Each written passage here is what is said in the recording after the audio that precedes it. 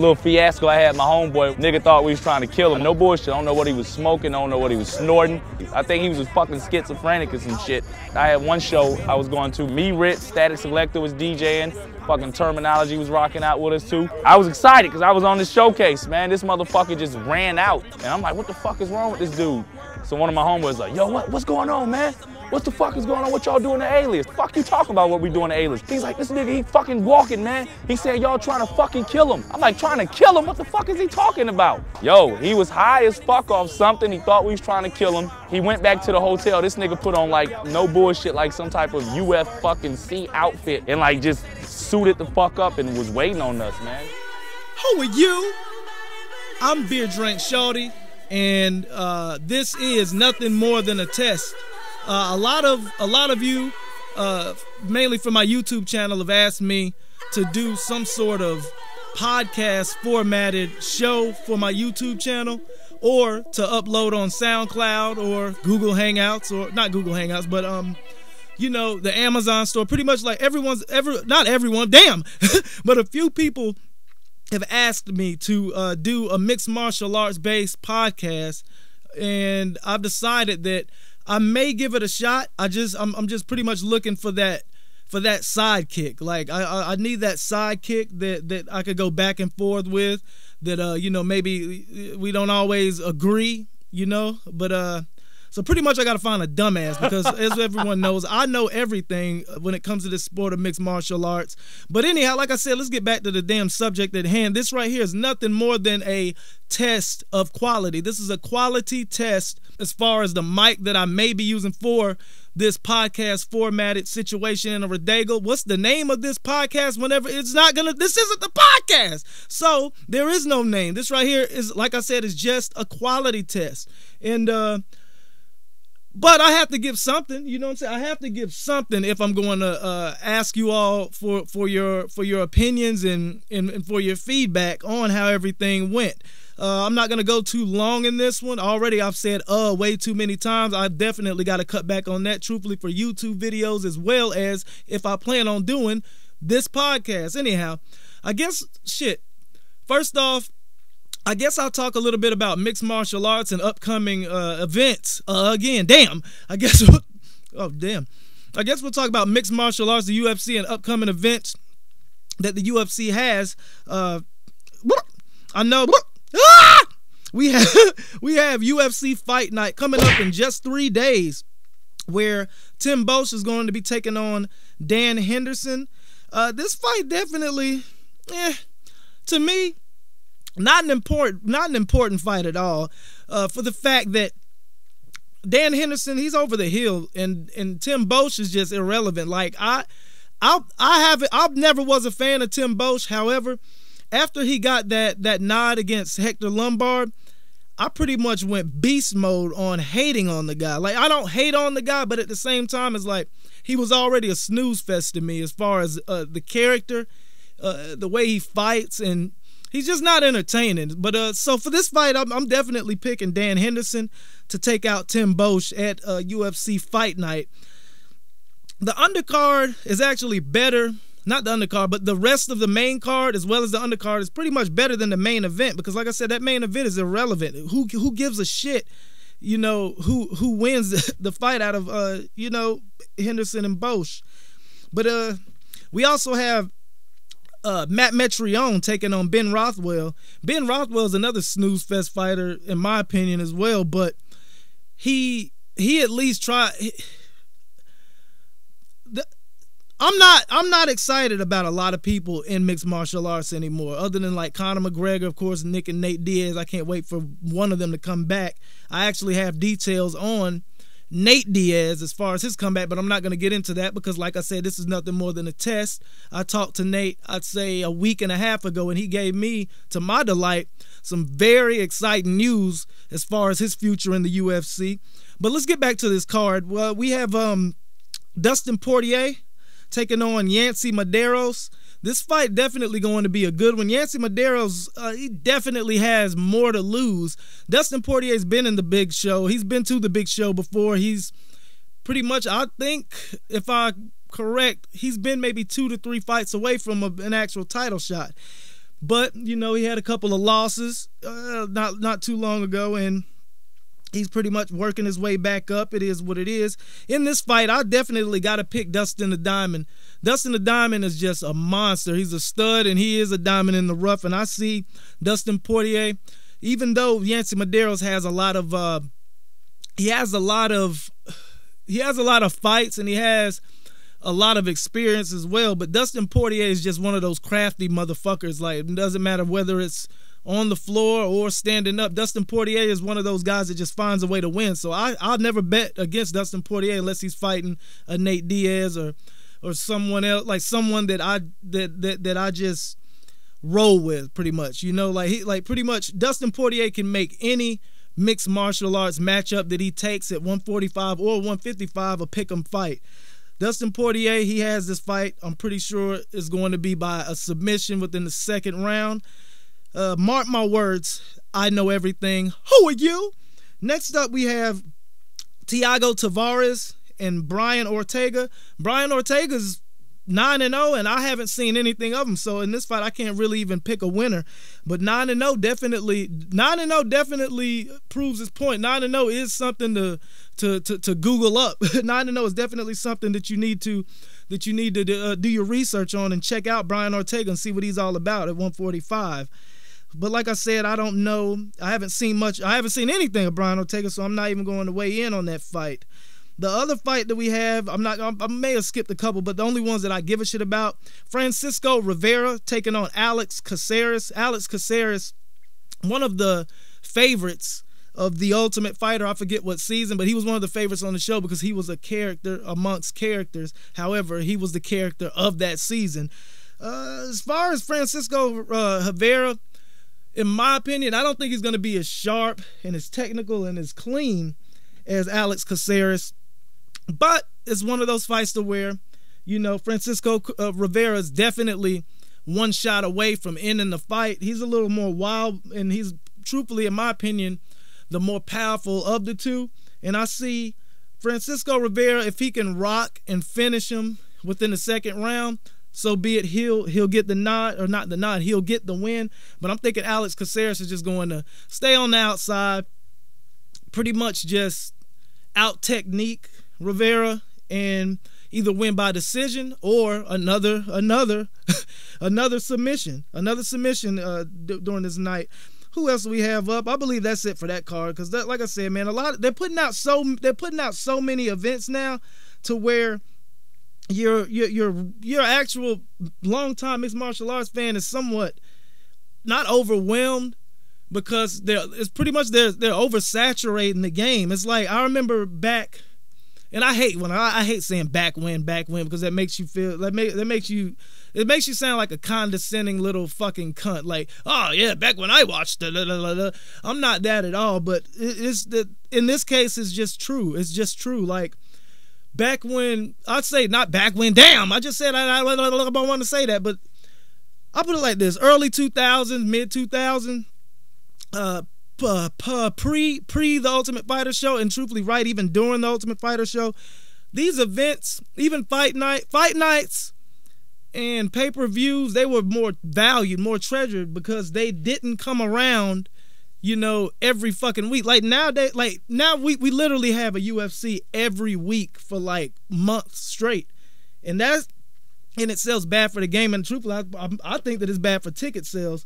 But the one thing that pisses me off is with all these events that they've been throwing constantly, where in the fuck is the Atlanta shows? Like, why do they come to Atlanta every other year, every 3 years? Like, it's ridiculous. Like, the last time that the UFC came to Atlanta, it was, I believe, 1.5 to 2 years. I know it had to have been 2 years ago, because I was like, right now I live in North Georgia, and at that time it was a UFC Fight Night. I forget who headlined, but I was living back in Covington, so I know it had to been close to damn near 2 years ago since the UFC's been here. UFC, Dana White, Lorenzo Fertitta, get the fuck, or you know what I'm saying? Conor McGregor, throw in your 2 cents. Tell them motherfuckers you want to come to the, hey, damn. But anyway, I'm gonna go ahead and go to the next UFC event, the actual pay-per-view event, which is UFC, 188, I believe. UFC 188, we got Cain Velasquez versus Fabricio Werdum. This fight, to me, I look at this fight as Cain Velasquez coming back to pretty much to come back and continue where he left off. I think he's going to wreck Fabricio Werdum easily. I think that he's going to beat him within 2 rounds. And the one thing about Cain Velasquez, though he has power, though he is a great wrestler, though he is like a hard knock motherfucker, and though he is a pretty big guy and throws bombs, he can go 5 rounds. So I don't see Fabricio Werdum having any chance in this fight. Cain Velasquez, I see him finishing that guy within two rounds. If it goes over 2 rounds, I'd be really, you know, surprised. Then next up, though, you know, we have a war right here. This is the Mexico El Badio. We have 2 of the most exciting scrappers in mixed martial arts probably ever. In Gilbert Melendez taking on Eddie Alvarez. Like, this fight could definitely go down as fight of the year because everyone knows that Gilbert Melendez is going to bring it. Everyone knows that Eddie Alvarez is going to bring it. He didn't look too good in his debut fight in the UFC. However, it was a debut, and how a lot of people, they claim that, oh, the UFC jitters, blah, blah, blah, blah, blah, blah, blah. But like I said, Eddie Alvarez is going to have a lot to prove this fight. Gilbert Melendez, already a UFC vet. You already know what you see is what you get whenever you see Gilbert Melendez on the way out to the cage. Doesn't matter if he's sick, doesn't matter what the deal is. Gilbert Melendez is going to bring it. And I'm pretty sure that from that last fight, Eddie Alvarez is going to be forced to bring it as well. And this fight should, in my opinion, come out being the fight of the night. Who do I have in this fight? It's hard to say. I'll put it this way. 3 to 5 years ago, I may would have went with Eddie Alvarez. Maybe 3 to 5 years ago. But I think Gilbert Melendez is the legitimate, I'll say it once again, legitimate number 2 best lightweight in the world. And if anyone wants to argue it, you know what? I'll let you win. He's definitely top 3 lightweight in the world. I don't give a damn what anyone says. Gilbert Melendez is the man. He doesn't back down. He comes to fight. He has submissions. He has power. He's getting much crispier, crispity, crunchity, peanut. Shut the fuck up and get back to this thing. I think that Gilbert Melendez is going to win this fight. Point blank, it is what it is. Now we got Kelvin Gastelum taking on Nate Marquardt. Nate Marquardt needs this win more than anyone on the UFC roster. Nate Marquardt is an on and off. He'll win 1, he'll lose 1. He'll lose 2, he'll win 1. He'll win 1, he'll lose 3.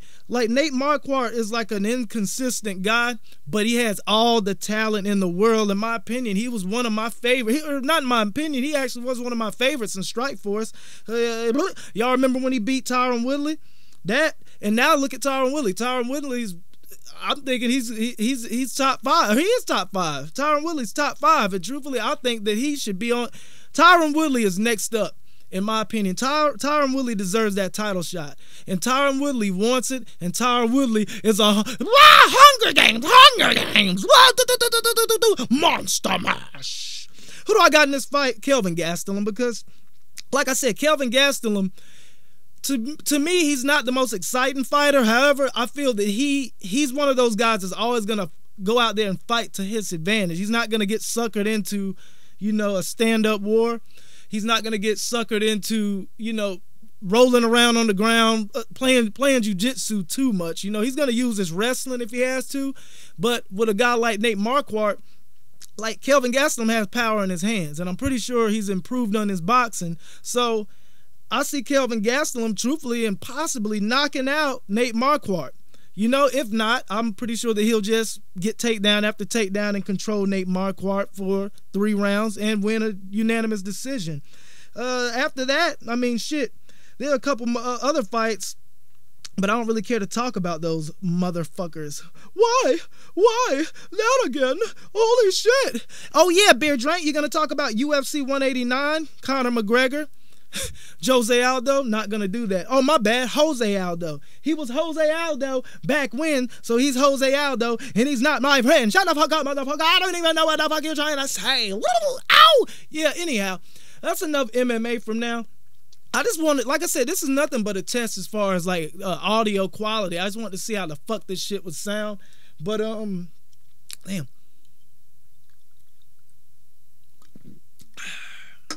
Holy shit. Black guy funneling beer.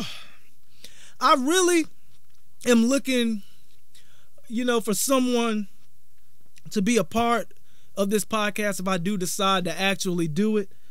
And I'm not saying if I decide to, like, I'll put it like this, I'm pretty much 90% wanting to do it. But I'm just going to have to do a lot of research, because for what it is, people want live podcasts. Like, that's the only way to do it, is a live podcast. But I'm huge. Like, if y'all are subscribed to me on either one of my YouTube channels, y'all know that I'm huge on production. I'm huge on editing. I'm huge on color correction. I'm huge on, you know, intros. I'm huge on making the video look not professional. Like, a lot of people, like, they strive to make their videos look just super professional, like a movie or like a TV sitcom. I don't want that. I just want it to look super clean, like super clean, super clear, and but with my twist on it. You know, like I said, I don't have a format to anything that I do on my YouTube channel. However, I like for the final presentation, when you look at it, when you hear it, like, I like my audio to sound crispy. I like, you know, I don't use any camera that I use. I don't use the audio from that camera. I used to, until I found out the real importance of audio. But because for what it is, audio is more important than video on some aspects. Because what if you recorded a video, a skit trying to be funny? What if you recorded a mixed martial arts vlog, but you're walking around and you're trying to be funny as you talk mixed martial arts, and the audio has a or the audio has wind in the background? Like, it looks good, but that wind in the background makes it so fucking unbearable. It's almost like a scratching of a chalkboard. But like I said, anyhow, like, I go too deep into things. Like, this right here was only supposed to be like maybe a 3-minute joint. And just how I said, whenever I do start the podcast, I was looking at it being a 30-minute to 45-minute jump off, knowing damn well as soon as I get into it, I'm gonna over talk. I'm gonna over delve into every topic that I bring up. And every topic's probably going to be 15 to a 20-minute elaboration on the topic. And it's going to end up being like everybody else, having these 2- and 3-hour podcasts. But what I'll probably do, either way, is do a timed podcast. And I think that'll be entertaining as shit. I'll do the 1.5 hour podcast or some shit. I mean, I have a name, but it'll be known as the 1.5 hour podcast, to where it'll have a countdown, like, you know what I'm saying? I think that'd be really dope. Like, okay, 45, or, you know what I'm saying, 20 minutes left. Boom, boom, boom, boom, boom. Then you gotta fucking go through the whole thing. Pretty much try to finish everything that you want to get out. But after that fucking buzzer hits, after the timer goes off, boom, lights out.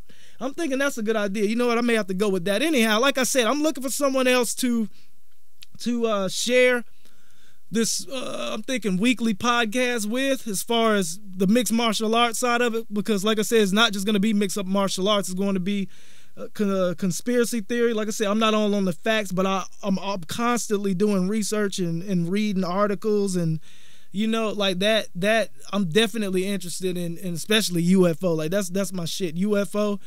March 8, 2009, saw an unidentified object in the sky, and that changed me. Yep, that happened. But it's just going to be an all-around podcast. I may call it the Swag Monkey Podcast. I may call it Who Are You Cast. Who Are You I don't know what the fuck I'm going to call it. Y'all let me know what the fuck I should call it. And please let me know if I should even try this thing. You know, because like I said, it's going to be very time-consuming.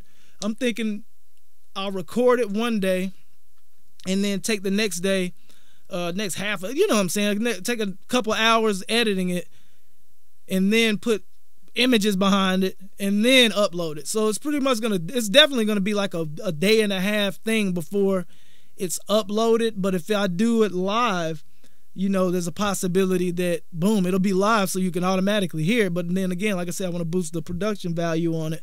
And I don't have a studio.